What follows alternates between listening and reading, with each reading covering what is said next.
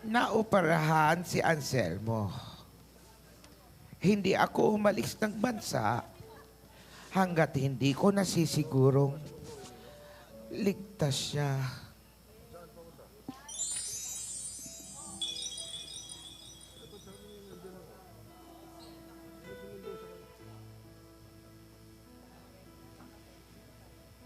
Diyos ko, maraming salamat po sa lahat ng biyayang binigay niyo po sa akin.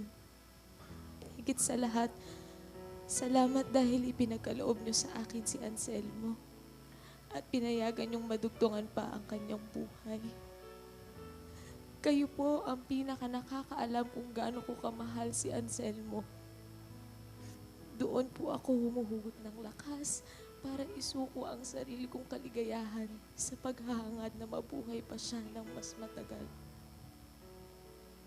Si Anselmo, itinuro niya sa akin ang tunay na pag-ibig. Ang pag-ibig pala ay ang panahong iniisip mo ang kabutihan ng mahal mo. Higit pa sa sarili mong kaligayahan. Mas mamatamisin ko pang isipin na hindi ko man makasama si Anselmo. Nabubuhay naman siyang masaya at masigla. Kahit sa piling ng iba. Diyos ko, sana po dumating ang panahon na mapatawad ako ni Anselmo.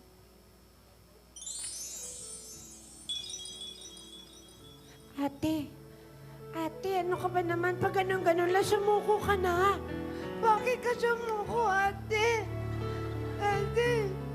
Hindi mo ako naiintindihan, Tinidora.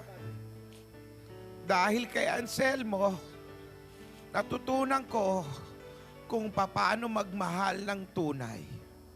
Kung paano unahin ang kabutihan ng taong mahal mo kesa sa pansarili mong kasiyahan. Kaya bigla na lang pupunta ka ng Amerika, ate. Kayong ba? Walang sinayang na oras si Mama.